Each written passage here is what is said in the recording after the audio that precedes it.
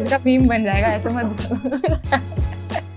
longest 2 weeks of my life like खत्म नहीं हुआ है. So I have got criticism that maybe I have not able to perform in knockout matches, which is maybe true.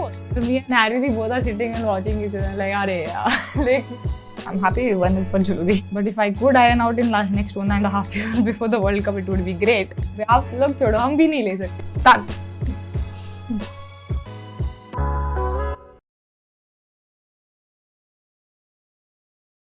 Smriti Mandhana, it's such a pleasure to speak with you. Thank you very much for agreeing to do this. We've spoken with each other recently, but this is a first of its kind for me and for my 333 subscribers on my channel. Welcome. Thank you so much. What have you been up to since the end of the WPL? The WPL ended on the 26th of March. What's been on in your life? Well, I think lots of family time, of course, because last 3-4 years we were pretty busy and we were almost away from India as well. We had a lot of away series. So yeah, a lot of time back home in Sangli, staying with my mom, dad, meeting them and talking to them, and of course practicing as hard as I can, as that we always do as cricketers, and working on things which I felt in last 3-4 years we didn't get time to work on. So yeah, I think really quality time I would say last 2 months have been, and yeah, I've got a lot out of it in terms of family time, professional place, and even personal space. So I think yeah, I'm really happy with the way last 2 months have been. So you said you've been working on things that you wanted to work on for a while. Give us the details. Take us into that little world that has come into existence over the past 2 months where you've worked on little things. Well, I don't think I'm a very detailed person when I say things about my batting. I like to keep it to myself most of the times. I think you know that well, that I wouldn't like tell people that I'm working on these things or I'm working on that. But yeah, I think to be like broader picture, like as a batter you don't get a lot of time to work on your basic technique, basic stuff. So I think my focus was more on that, and of course trying to develop few shots. I wouldn't like go to details and all that stuff. Maybe hopefully whenever we have the series next, and if I implement them, then I will be able to tell you more about it. But yeah, I think mostly it was to go back to Sangli, practicing with my childhood coach, going back to same like mind space of how do we get better, how do we now work on things which have not been falling in place in last 3-4 years, not only in last 1-2 months, I would say last 3-4 years, whatever mistakes have been happening as a batter. So yeah, those things I was putting in more focus in terms of batting, in terms of those basic stuff which I did. So yeah, really happy and enjoyed doing and like batting for hours. Like I think that's what like had made me fall in love with cricket. But yeah, when you're on tour and all, it's different things. But yeah, going back and batting without anything in mind is amazing. And you said that these are not things that are focused on how your career has panned out in the past couple of months, in the past 3-4 months, so to speak, since the start of 2023, but in the past 3-4 years. But the past 3-4 years have also been quite important and significant in the way you've gone about picking up awards, rewards, 2 ICC Women's Cricketer of the Year award, the Arjuna Award. But then you say, maybe you were not happy with how things were going with your batting? I think it was mostly post-COVID period. Of course, we had a good amount of break during the COVID time. I think the whole world had that. And I think post that, once the series and the tour started, it was like a never-ending like place, and which is very good, which I'm really happy. I'll do that any day. But yeah, I think in those 2-3 years post-COVID, I think since I'm not sure what, I think it's 1.5 years to be like precise. I'm not sure what that year span was. But yeah, I think it was more to do in that 2 years where I felt where I could see my batting and me as a batter. So yeah, I think few mistakes which I had to figure out what I'm going wrong, and then some long-term mistakes which I've been doing from under 19 days. so yeah, a lot of like not only like last 1.5 year mistakes, but yeah, it's like as cricketers, I think we have to keep growing Be it sometimes it's just adding few shots, sometimes it's mentally, sometimes it's about physical strength. So yeah, I think it was all like sitting down in a room and just like talking out plans of what I can do better, what I can go better, then discussing it with my coach, sending him the plans out. So yeah, those things. So it was. I don't know if it was more of 4 years, but it was. I think in my mind it was last 1.5, 2 years. What I felt I did good, not only bad also. What I felt I did good, what I can get better, and what I did bad. So The long-term weaknesses or errors that you spoke of, you would want to shed some light on there. well, as I said, I think I'm not pretty detailed person that I'll touch upon all those things which. But yeah, of course, getting out in 70s and 80s have been a long-term problem now. And yeah, like a lot of people have, like, you all know about it, you all actually criticize me for that, which is good, which is a good thing also for me to also learn and improve. But yeah, I think I've been trying to work on that for sure. So let's see. That's what I said. Like, it's just I have to see what happens in next 1 year, which is going to be very important for women's cricket. I think next 2 to 3 years. So yeah, I think we'll have to wait and see how it unfolds. What I've worked on. So if you could give those of us, myself included, who've been criticizing you for that inability to convert, and that criticism probably stems from a place of concern for a player who boasts a lot of potential, has gone on to score over 5,000 international runs. You're going to play your 200th international match in Bangladesh. But if you look at your stats, you've got about 50 plus scores, 6 of which are hundreds. 1 Test 100 against Australia and 5 ODI centuries. Very bad conversion rate. So 49 50 plus scores have come in various contexts and scenarios. Few not outs, थोड़ा कम बुरा feel करना है. Granted. So, but what really happens, Smriti, once you cross that 50-run mark, say in ODIs, for example, where you've gone on to score the most number of centuries, 5 so far, but what really happens when you get to the 60-run mark? Is it a mental thing? Do you feel like, I play a certain way, I can't change the way I play just to make sure that I get to that 3-digit score? What is it you think? Your own assessment of this? Not really, because definitely in last 4-5 years I've changed my one-day game a lot in terms of how I started as an under-19 kid, like trying to go bang bang and just wanting to play the way I wanted. I think everyone starts like that, and then the responsibility is different as you I think come to a mark where you're 3-4 years old in international cricket, and then you change the way you bat, see off the new ball if it's needed, score 45 in the first 10 overs. So like depends on what is the situation. So that way I don't think that has been an obstacle for me now. I think last 3-4 years. Initially, yeah, definitely I was very adamant of playing in a certain way. I just wanted to play like that. I wanted to look like, okay, every ball is a boundary, or I'm timing every ball. But yeah, now I realized that I think post 2017, I think in 2018 I realized it's fine that if you don't look good on a day, it's about what the team really wants and not what I want to play in a certain way. So yeah, I think I'm still figuring out actually. It's like, I know I've worked on it for last 2 months. So initially I felt maybe I'm getting tired on 70s or 80s. It's something to do with fitness. I've worked hard on that as well. Then I thought it's something to do with me being, sometimes I feel it's more, I don't know if it's weird to say, not camera, no one will actually say. I think I just become a little too casual about stuff. That how I am in the first 40-50s, that okay, I want to do this for team. Once I see team is in a good position, I kind of be like, okay, now I can do like, I can go out and play.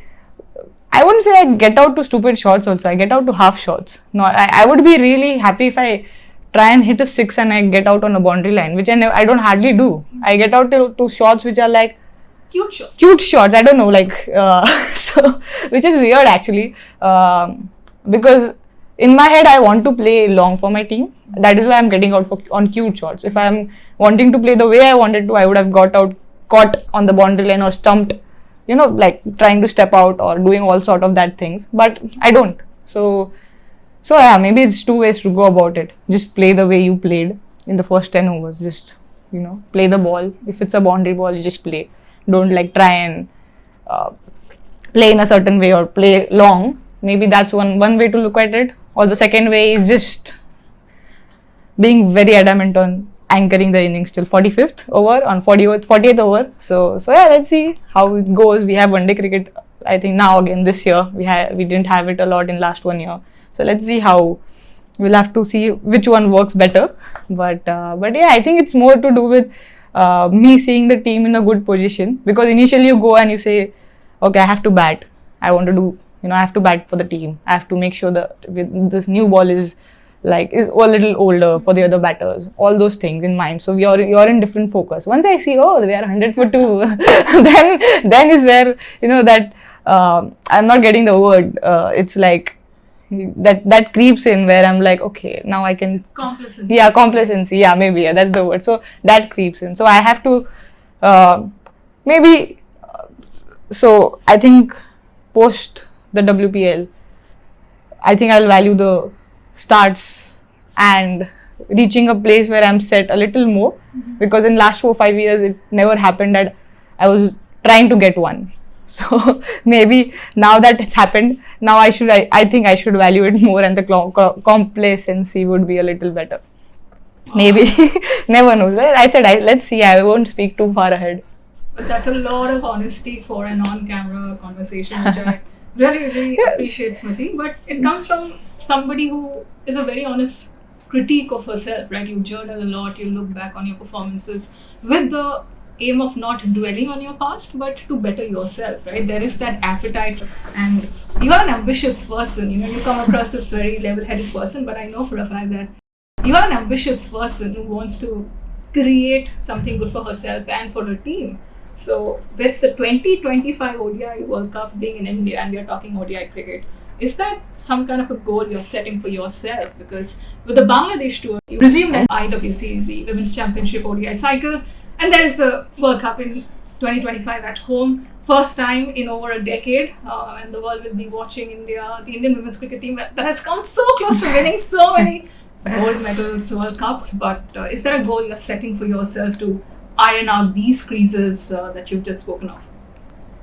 Well, I definitely believe a lot in goal settings, but definitely that's a pretty long-term goal. 1.5 years is still a long way. We have, I think, T20 World Cup before that next year, and a lot of more series which are very important. 2 test matches this year, which is going to be massive for women's cricket. I think playing at home, a test match is, I think, post 2016.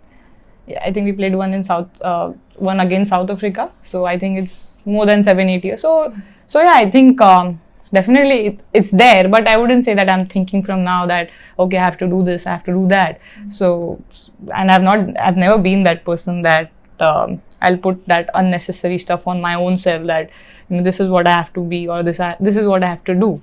But I do believe in short-term goals, like tomorrow I need to do this. This is my tomorrow's goal. So I have to do this in next week, and maybe in this month. So it's not mostly cricket specific goals I have, which are like, okay, I have to score this many runs, or I have to make sure that I don't get out on 70s, 80s. So these are not like part of my goal setting. It's like, it's there in my head, but my major goals are that I have to bat in this certain way, I have to feel in this certain way, or I have to be physically as fit as I feel like, in this certain way. So those are major goals of mine.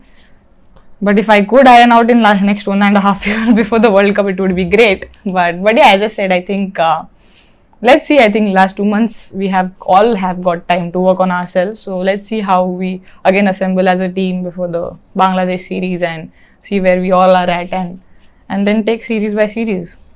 However, or whichever way you go about this recalibration of Smriti Mandhana, the post WPL version is going to be looked at a certain way. And you know why? Because here you were at 26. You became the richest or the most valued in a very tangible sense, in a very fiscal, monetary sense. You became the most valued women's cricketer on this planet, 3.4 crores.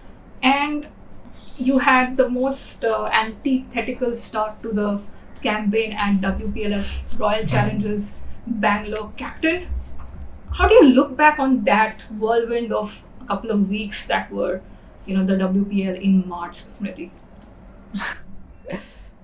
Well, firstly, the price tag and all, really, it's not there in, like, I won't think that, oh, I am the most, whatever you said, which is, I don't think any auction can really term any player good enough or bad enough or whatever. So but that's not the biggest payday you had in life, because a lot of people went about saying 3.4 crores is a big deal, but it might not be that big a deal for Smriti Mandhana, who's signing Nike deals and whatnot. So is that the biggest paycheck you've gotten on a single day? On a single day, yeah, definitely. But like, of course, I wouldn't, on camera, I'll speak about financial stuff. I'm not that person. it'll be weird. Yeah, like, of course, people did ask me that, oh, what are you going to do of those 3.4 crores and all? And my mind went like, it's not like the first time I'm going to earn, like, in a year, 3.4 crores or something. So it's not like I'm going to be like, oh, now what I'm going to do? I have so much money. So that was little weird questions when that was asked. But see, I don't think many people know what and how the things work behind the scenes, and not that we are really vocal about what are we earning or what. And I am really happy that it's not said, because I feel really shy about it. It's good to be kept in our own head, or in people who know us. Yeah. So yeah, that question definitely was like, of course, so for people who didn't know, definitely asked me, oh, now it's like, but from the other part, definitely there were 4-5 of us in the Indian cricket team, also the cricket team who've got contracts and all with the BCCI. We had still, a lot more of these things. We didn't feel like, okay, wow. Of course, few of them still had. But I was extremely happy for all the domestic girls who got that. Not that I wasn't happy for my own self, but of course I was like more happy that these many girls are actually going to get that kind of paycheck, which are going to give them much more stability.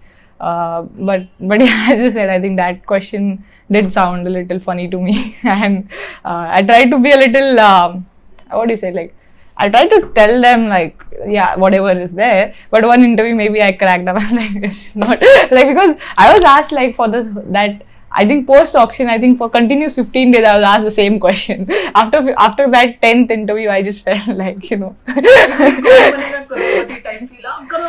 yeah, like sometimes becoming crorepati overnight is a different thing. Of course, like it's a gradual thing. We started off playing at a certain contract, then we went on to win the 2017 World Cup. Maybe this question would have asked in 2017 World Cup, we would have been like, okay, wow, we don't know what to do. But I think women's cricket had come a long way. But yeah, of course, WPL auction was like a different thing altogether for whole women's cricket, not only for Indians. So yeah, but yeah, it did crack me up a little. Yeah, so the question was actually why did it come till the contract? Because again, and why are you trying to ask my financial income in a year? Even I don't know. I maybe like the figure, because the CA handles it, right? I'll try and source the contact number of your CA and see if I can get some details. It's not as much. It's enough for me to just like live a normal life. Yeah. Sure. Whatever the normal life with 7.8 million followers on social media means. We'll come to that later, Smriti, but going back to the moot point of the WPL campaign that it was. Yeah, I think definitely what I wanted to achieve or what I expected out of it, it did not go even 1% that way. And now I think after 2 months, I can definitely laugh about it, because those 2 weeks, definitely I was very, very, I wouldn't say how, I was like, I was at a place where I did not know how to feel also about it. Like sometimes you just don't know if you're feeling good or you're feeling bad, or you sometimes go blank. Maybe it was that one of those phases where I was a little blank. Like those were the longest 2 weeks of my life. I was like, khatam nahi ho raha. So yeah, definitely not how I wanted to lead, or how I wanted to play, or how I wanted RCB to do. So a lot of learnings though, and now after 2 months, after it's like in my head I'm fine about it. I think now I can definitely have like a little laugh about it, and little bit of like things which maybe would have I would have gotten, like, I would have done better. So yeah, I think, but I feel that it was an important one for me to have it, in terms of learnings as well. Not every day is, not all the successes are going to teach you, like, okay, this is how you have to do. Sometimes a campaign like that makes you a different person, like, makes you think about yourself as a cricketer. Are you doing things right? Or sometimes people around you or things which are happening makes you feel that, okay, no one can, like, really get better, or you are in that space. Sometimes these sort of things, like, get you to a place where you understand that nothing is permanent. You have to keep working for it. Definitely not that I didn't work. It just, that, but it's like about what did I go wrong. Sometimes you never think about it if things are going correct. You don't ever go like, okay, yaar, like, कभी-कभी if you're scoring or things are going well, आप नहीं सोचते हो ना कि और क्या कर सकते हैं, ये कर. I always thought that, but still not that you will be like very mad at yourself. But yeah, sometimes like these sort of phases are good. I think good thing to face. Not at that time, I would say. Those 2 weeks, if you'd have asked me, I was like, क्या हो रहा है मेरे साथ? मुझे पता नहीं चल रहा. But I think after 2 months now, when that has passed, now I think I can say that I think it was a good thing which happened. Definitely, I would have loved RCB to go on and win and do those sort of things. But ठीक है, I think that's how cricket is. Like, it teaches you everything. So yeah, I'm taking it really positively that like, it's taught me a lot of things. You know what? आपने जब बोला ना कि ये खत्म क्यों नहीं हो रहा है, it reminded me of that dialogue in Neeraj गहवान's मसान. ये दुख काहे खत्म नहीं होता. Okay. इसका मीम बन जाएगा, ऐसे मत बोलो. That दुख दर्द पीड़ा का origin story जो है, what would you pinpoint that to? The fact that, as you said, the price tag wasn't much of a concern, but did the fact that you were leading the likes of Heather, World Cup winner, Ellis Perry, multiple World Cup winner, and Sophie Levine, one of the best all-rounders the game has ever seen, and you were 26. Though age might not have been a factor, but the profile of the players that you were leading, and this tournament had come right off the back of the World Cup in South Africa, where Australia defeated your team. Not that I wanted to remind you, but you obviously are carrying the trauma of that semi-final defeat. How much did all of this play into how you went about as a captain? Well, definitely it was a quick turnaround post the World Cup. Like, of course, after the semi-final, I think it just took 4-5 days, and we starting the prep for the WPL, and even in those 4-5 days, we didn't have a lot of time to just go back and just take a little, like, a day or two off as well. But that's like fine. I wouldn't like say that's. I wouldn't say that. Definitely, when the auction happened, I knew they are in my team. Not that मुझे team दी गई थी जब मैं मुंबई पहुंची कि आओ ये है आपके players. So of course I knew, like, I have the likes of all the players you mentioned, and they are greats of the game. So for me, I think it was. I definitely never thought about it before the WPL started that it's going to be something different, because I remembered, like, definitely have led a lot of teams going until the WPL. Not that it was a new thing for me that, okay, all of a sudden I'm going to captain. Of course, I had led my state cricket team from 16, 17. But I think, I think the fact that these guys were more than their profile or the age gap, I think the kind of experience they had, for me, I think that was a little bit of a thing to, like, understand a little more, and took a little more time to understand that how do I actually break that kind of a, what I say, like, I don't know how to say it, like, a bit of hesitation. Yeah, like, because the kind of experience they had, for me to actually tell them that, okay, you don't do this, you do that, or you do this, like, of course you don't say that a lot, but sometimes, like, on the field here and there, that maybe it took a little time for me, and till the time I was comfortable, till then the tournament had already, like, we had already lost 3 matches. So I think that kind of made me, because I think we played 3 matches in 4 days. Correct. First 4 days we played 3 matches. Mostly at CCI. Yeah. So we played 3 matches in 4 days, and till I actually was in terms with understanding how do I actually go to them and have that conversation that, okay, don't bowl this, maybe don't bowl that, or do this or do that.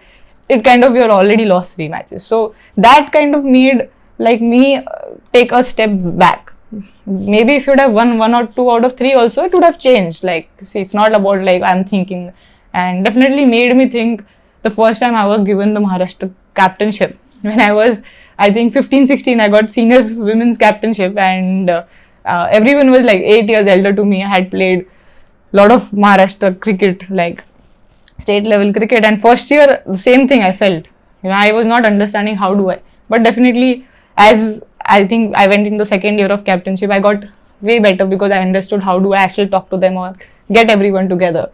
So yeah, I think getting everyone together is a big part of the way I want to lead a team, any team. So that kind of made me feel that kind of a difference. And till we actually started bonding, I think we are already, as I said, we are already halfway through the tournament. So maybe a different span of like little more gaps or little more rest days would have made a lot of more difference. But yeah, these are all, I think, I wouldn't say these are all excuses or anything. As I said, I think if we would have won 2 out of 3, would have sat here saying some different stuff. We would have spoken. With WPL trophy. No, I wouldn't say that. But yeah, we would have spoken about different stuff, not about trophy, but like different stuff would have spoken about. So yeah, I think, and that also to, as a captain, to actually get into a team and in 5 days you lead a team. I think that's also something which I learned. That how do I actually do it quicker. So yeah, I think, as I said, it's a learning process. Definitely, we'll try and get better whenever we start the next campaign. So yeah, definitely it made me feel like a 16-year-old when I got the first year. That same feeling was there, that okay, these are so much more experience. But yeah, I think now that those thoughts are behind, because we had actually developed an amazing bond. I think midway throughout the tournament, I think it was the way they were also. I think it was just really awesome. And what sort of friendships did you forge during that tournament, through the struggles, the trials and tribulations, but also after the WPL? If I remember, Alice Perry had posted on Instagram, you guys were in Goa, if I'm not mistaken. Oh yeah, they had come to Goa, yeah, post the WPL. We had to stay back for the unbox event, so they had to stay back for the unbox event, and my brother stays in Goa. So I was in Goa to meet my brother and his bhabi and my nephew, and they were also there. So they had booked whatever place they had, and then yeah, definitely we caught up a little. And yeah, I think as I said, I think within the first week, I think after the 5th or 6th day, I think I sat down with each one of them and spoke to them that how do you like just try to have a conversation in terms of like not only about cricket, also not about cricket, so that it's a little more comfortable. And it just went really well. I think they all were actually very, very, very nice. I would say nice people because sometimes you don't talk about how good a person is when you talk about cricketers. But I think everyone was really like amazing human being. All of them, right from Sophie Devine to Heather Knight, Erin Burns as well. Like everyone, I think they kind of after I think every day, I think they should come to me and ask, all good, it's fine, it's okay, we'll all work out, we'll try and get the team together. Not together, we'll just get through this, don't worry. So yeah, I think it was like it became a family, I think, after a week. So yeah, I think it was pretty good. Now the bond, that first 4-5 days, it was a little different, but I think post that, I think but I wouldn't say that that's the reason of us losing. Definitely, we didn't play cricket the way we wanted to play. So I think that was a major reason than all the things which happen on the outside. That's one part of it. But most part of it, if the cricket goes well, I think the rest keeps I think it takes care of itself. So yeah, I think in those terms, yeah.